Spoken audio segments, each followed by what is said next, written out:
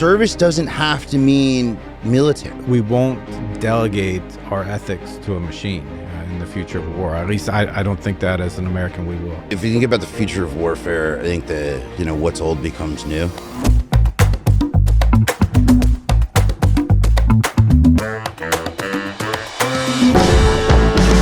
Welcome to the Skapa Podcast, Creating the Future, where we bring on leaders across government, academia, and industry to share their big, bold visions of the future, but more importantly, how to bring those visions to reality. And we've got a DC icon with us today, a legend here, CEO of Second Front. Very good to have you here, Tyler, on the Skapa Podcast. We are flipping the script on you today. Yeah. Usually, this is not the All Clear on the Second Front podcast. This is the Skapa Podcast. And as I mentioned, my guest is Tyler Sweatt. How's it going? It's great, man. Thanks for having me here. I think you're going to get some pleasure out of this because I'm way less comfortable answering questions than I am asking them. Yeah, so this will be good. This should be a fun ride. Tyler, we usually start the podcast with getting to know the guest. Again, you're usually asking the questions, but we're going to ask you, kind of tell us your story, how you got to where you are today as CEO of Second Front. But let's sort of walk it back to your decision to go to West Point. Yeah. What sort of drove that decision? And we'll just take it from there. Yeah. I think, so it was interesting because I was at West Point when the towers got hit. So there was we were the last class to join sort of pre 9/11. Okay. So the calc had sort of been, hey, it's an opportunity. I mean, it was an unbelievable institution. Right. I grew up kind of small town, New Jersey. Like my parents had sort of, kind of run away together in high school. So the idea of college in the family was cool, but also not a normal thing. Okay, gotcha. They were pretty fanatical about grades and, sports, and given the opportunity, I think it was a no-brainer. Did you play football? Soccer. Okay, soccer. Yeah, which throws everybody off. Okay. All right. What position? I was a goalie. Okay. My mom would never sign the release in high school for me to play football. And so I went to a Catholic high school that used to freak out that I wasn't playing football. Gosh, I'm a goalie dad. Oh, heck yeah. It's the worst position to be because there's best. Nobody behind you. Yeah. And then no margin for error, man. Yeah, I know. Sometimes you have a very disappointed little girl to coach up. Yeah, it builds character, though. It builds character, and I think also you see the whole field and you see everything. You start to see things in math. Yeah. Everything's kind of angles. And you're really, at least for me, it was flow and how to understand kind of moving pieces on a board because you're really looking to either create space or close space. Yeah. And then everything in a goalie is just an angle you're taking, right? It's there's some degree of reaction and spring and all of that. You can train that. Yeah. But the angle is you make the goal smaller if you step out 2 steps and step right the right way.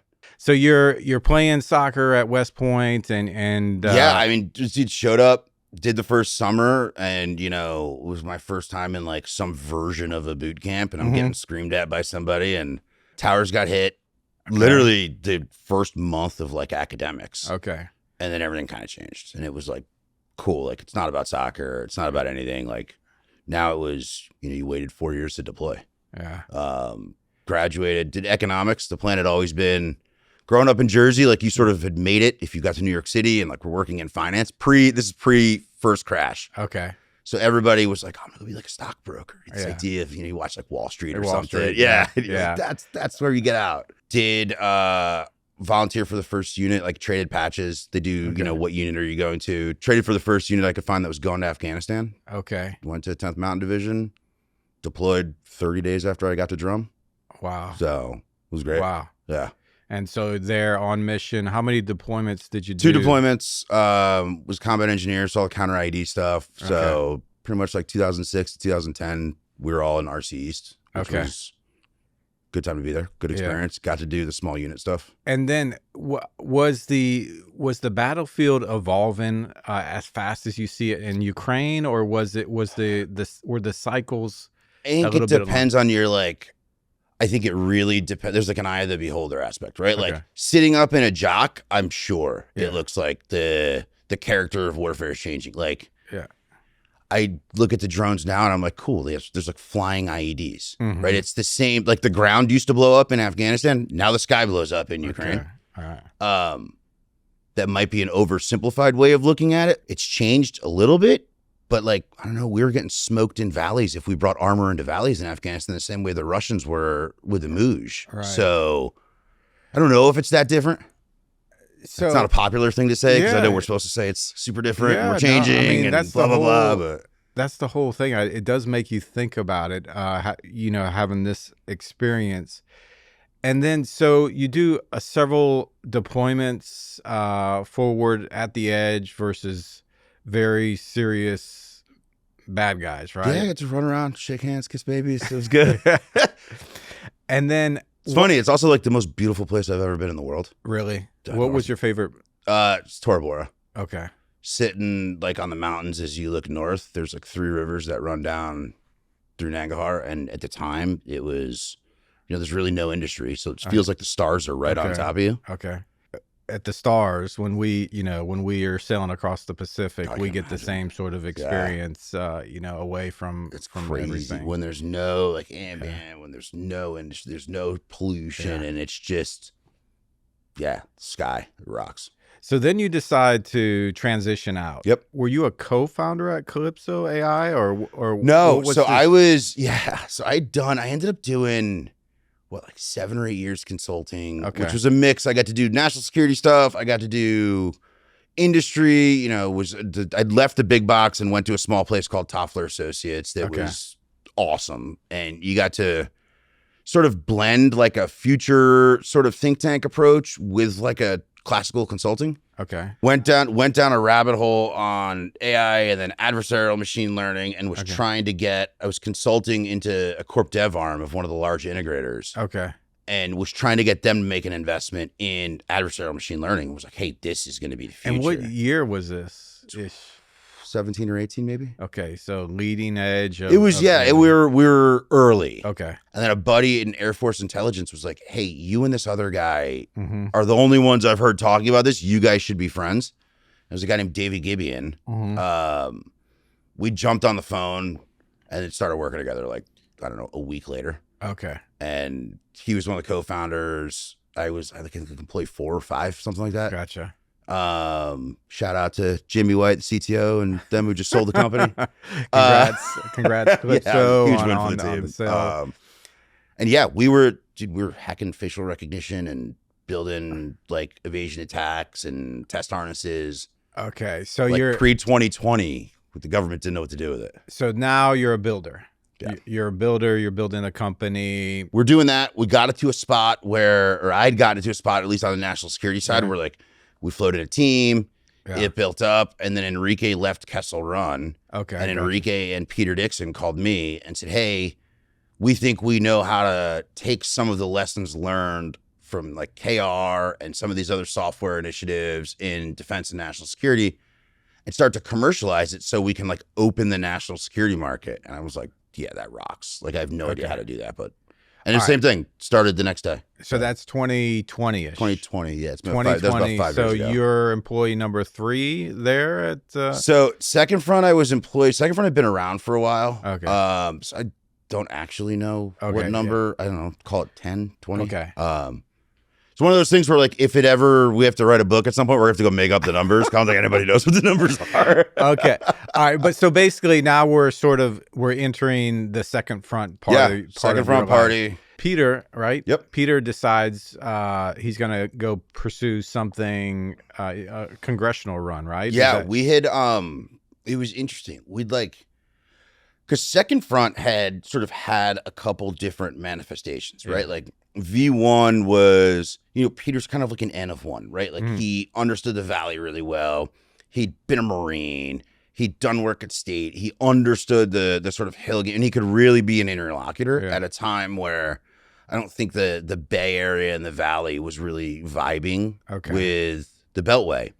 So Second Front sort of helped bridge that gap initially, more like a consultative, and then got into, they built a product for the government that sort of was supposed to help the government make better decisions as they reached out to industry. Okay. Thinking like supplier diversification, the National Security Innovation Base, all that. It like briefs really, really good. Yeah. Government doesn't really make better decisions if you give it better data all the time. Okay. But that helped bring in private investment, which allowed me and Enrique to really start working on Game Warden. And that's Peter created that space for us. Okay. Almost like a skunk works to be able to go try it on the side because it had never been done. Everybody said, no, you're not allowed to do that. We had to get all the way to Dana DC, who was the CIO of DOD at the time. Dana was like, I'll write a letter of support. And then after Dana, Lauren Knosberger, who was at the time Air Force CIO. I gotcha. Yeah. Were like the early advocates of like, hey, you guys should go try this. And, you know, we got to critical mass and Peter called one day and was like, hey, like, you've hired half this team that does this now. Like, you're running. Like, why doesn't everybody just work for you? Brilliant. And that which I thought was a trap like 2 years ago. I was like, are you trying to kill me? Just fire me. Love it. Love it. So you took over about 2 years ago. A little over 2 years ago. And then Game Warden hits the market. Yeah. So we'd had it out for like a year and a half, maybe. Small ball. Like the vision is sort of expanded over time. You know, V1 was like, we can just make it easier for some of these, you know, innovative organizations to better work with commercial tech, right? Think like your AppWorks, your DIUs, who were deploying SIBRs and OTs, but couldn't really get software into production. Yeah. And then over time, it's sort of expanded into international and FedCiv and sort of everything in between. But yeah. We had the Game Warden Frontier on our boat. You guys were the first? Okay, very cool. That was cool. Literally we had a thesis around, you know, autonomy and edge and how do we think about like maybe non-standard form factors. Right. And you were the pioneers for that for us. Like that on the boat there was first deployment for Frontier, where now like we have it in suitcase sort of data center fly kits. We have it in galleons. We have it in red boxes. We have it. None of that exists without the joint work we did together. Well, can you explain for the viewers what Game Warden Frontier is? Yeah. If you think about, hey, I'm, you know, at home station or in my house and I've got all this software, it's awesome because you've got stable internet and, you know, it's sitting in a rack and someone else's server, the cloud. And you think, hey, I need this. I need to be able to consume this in a spot where like, maybe I'm not going to have great internet. Maybe I'm not going to have, you know, a traditional sort of like server farm or rack. So how do I get this at the edge? How do I get this in a way where without compromising security, without having to be sending data all over the place, Frontier brings that software all the way at the edge and allows you to have that like software factory data center quality experience, public cloud experience, all the way disconnected, air gap, spectrum not, all that. Yeah. And for us, it was also very useful for not only our customer, but our partners, right? Yeah. So our partners could bring in their capabilities and their IP was protected. Yep. And so it was a really great accelerant for partnering. And we partnered with, I don't know, Mythos, Microsoft, NVIDIA, a bunch of really great partners. Yeah, it was awesome to deploy some at the time, which I thought was leading edge. 100%. I say we showed what was possible. And I think there had been a lot of marketing around some of that, but being able to sort of put, you know, the ones and the zeros down was good. Yeah, and that's sort of the value prop of what we're doing here at Skapa, you know, really just pushing the boundaries of what's possible, teaming with amazing companies like yourself and get advancing capability, you know, at pace versus real problems. Yeah. All right. So that's a very exciting sort of tour. Just do things that are interesting. Right? I was like, oh, this feels like a problem that I'm going to get to work on. Yeah, go chase it. As we sit, you know, 2025 here in DC, you know, your company is doing very, very well. Fantastic sort of personal story. What we want to shift to now is the future of defense and security, right? And from somebody, you know, this show is all about, we ask people to imagine the future as they would like to create it, and then sort of lay out the pathway of how we get there. And Yeah. Identify some of the bumps along the road, but we're very selective on the guests because we like. I was shocked to get the invite. We like people that have actually built and done and delivered in this space, and you're sort of a legend in this space. So Tyler, just sort of wide open question. What's the future of warfare? What's the future of defense as you see it? And then we'll sort of dissect it a little bit and look for roadblocks and how we get around those or over them. So, if you think about the future of warfare, I think what's old becomes new. Okay. And if you think sort of the old, Clausewitz and Mao and all of that, and really think about like not the politics by other means, but the mind becomes a battlefield, and how do we think about, right? If you think about war at scale, right, what you're effectively trying to do is exert a bunch of geopolitical will to get somebody to conform to whatever you want, right? So you can go direct kinetics, which is where we focus a lot, or you can, right, if I wanted to destabilize a nation, would I create a rabid social application that rewards behavior that, deprecates academics and STEM and physical fitness and self-care and, national pride and all of that, and I degrade a society from within? So I think there's an aspect of that where we as a nation aren't looking at what the future of war is. We keep thinking it's going to be like warheads and foreheads and bigger guns and bigger bombs, and I get the means of production, but I do think there is a, IO aspect to the future of war that will be wholly non-kinetic.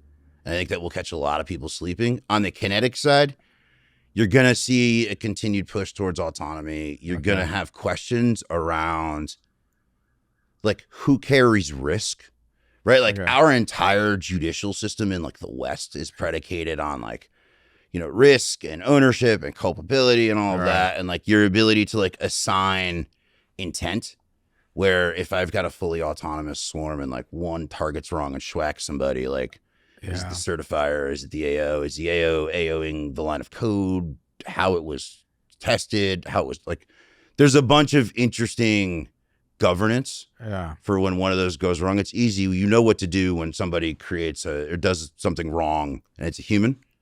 It gets increasingly challenging from a machine standpoint, and that's where we're going to get hung up. None of those are clean answers. No, they're very, that's exactly the purpose of this conversation. And I want to take part one first, and then I want to talk about part two, because actually we're doing some I believe groundbreaking work that applies to part two. We had a guest earlier in season one, Peter Singer. He's written a book called Like War. Have you had a chance to read that? And he dates that all the way back to I think 2016, and they were able to influence a battle, get a surrender just through social media, and so is that in your mind, is that a battle taking place on social media right now? Is that the battlefield as you see? And again, you don't even need a golden bridge. Yeah. You don't need to give your enemy a way out. Your enemy doesn't want to fight. Why wouldn't I chase that? If I'm thinking about what does combat look like, I can do production, I can go do an attrition war, and I can go do all of these different things. Or you slowly get them to surrender without fighting. So that's where I think we're at risk. Coming to part two, I'm not sure if you're familiar with the work we're doing with DARPA called Asimov. Are you familiar with that? A little bit. We've talked about a little bit, not in depth. Give me the... So it's essentially trying to bake into those autonomous decisions the law of war, commander's intent, all these sort of rules that you described, convert them to ones and zeros and make them part of the decision making of the autonomous asset, whether it be, a sensor or an effector.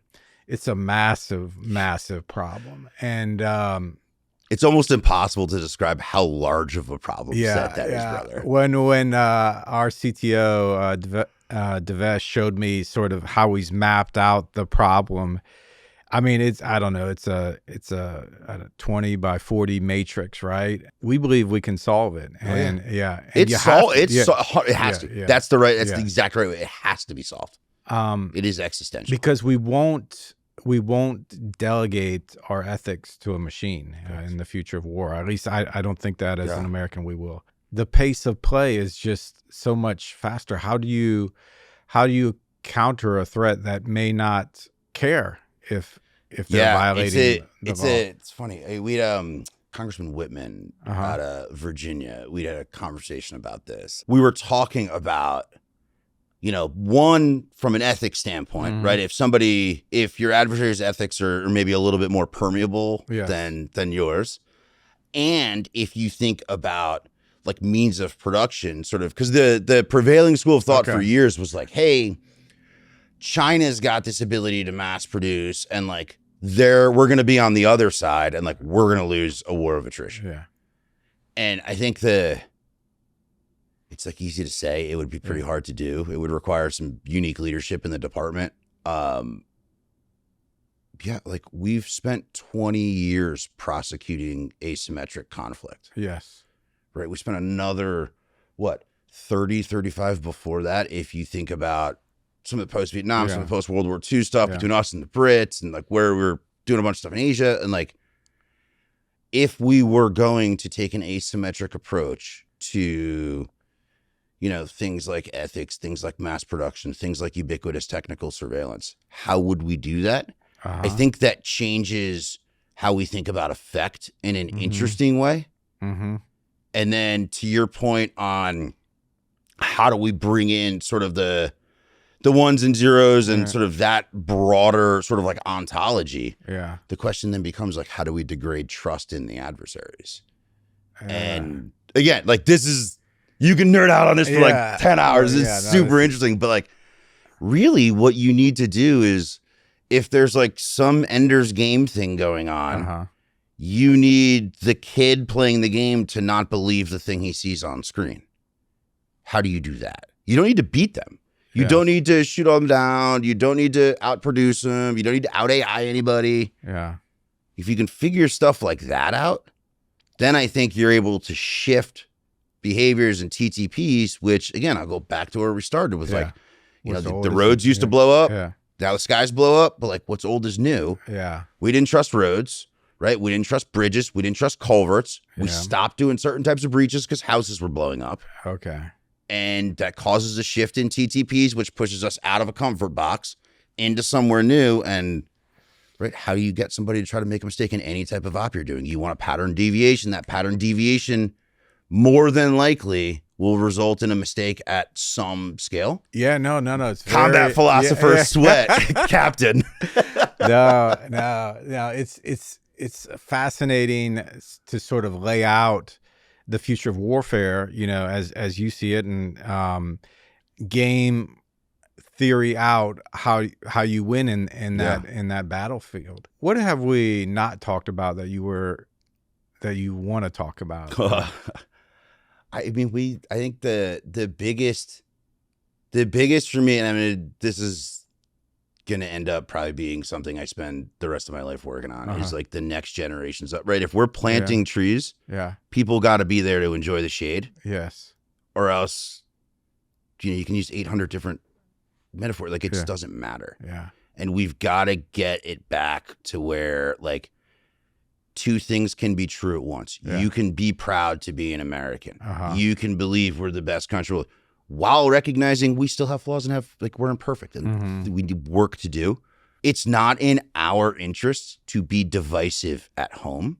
Yeah. And we can't seem to get over that like it benefits nobody domestically. Current, future generation, it benefits people outside. Yeah.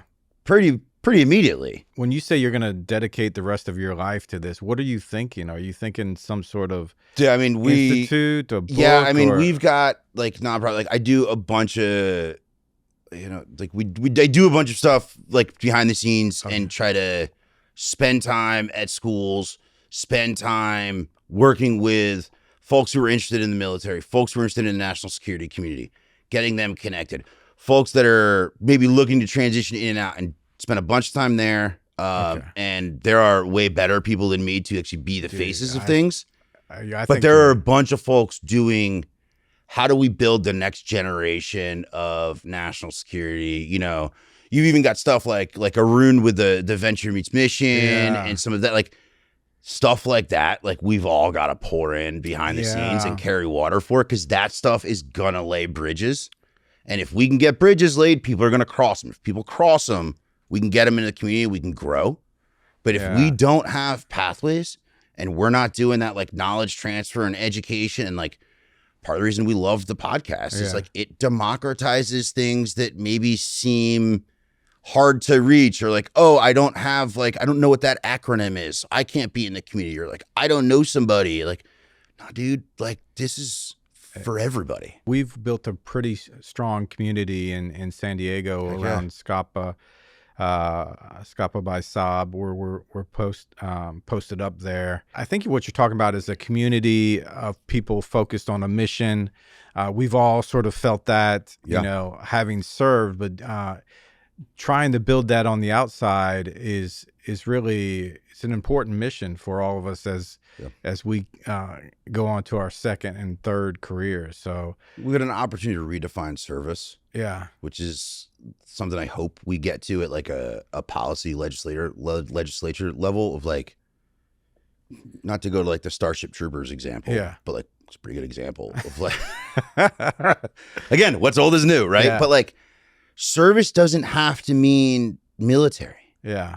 The idea of me as an individual having to contribute to something that's bigger than me, that's not about my personal interest. Yeah. That is a character attribute we should strive to have in every child, every citizen of this country. Yeah. And there are a bunch of ways to do that. And there are a bunch of ways to do that where, you know, we don't have to do heavy-handed, like, college is free over here, or like, hey, you've got to join the military, or like, you can't go to, you know, citizen school over here. Like, there's common sense ways to go get at that. We've just got to, that's where I think at a national level, like, we can start planting seeds that will have a generational effect. Yeah, I think there's a huge opportunity there, and it could be decisive, you know, in the future. Kind of coming back to that first scenario, it could be 100%. Yeah. That's how we prevent the first scenario from its bad ending. Yeah, I agree. Yep. All right, Tyler. Well, it's been a real joy to have you on the podcast. One of my favorite people in the whole world, man. So thank you for having me, Tyler. I think the world of you, and I'm really happy you joined us in our DC studio. Heck yeah, man. Thanks for having me, brother. All right, bro. Cheers.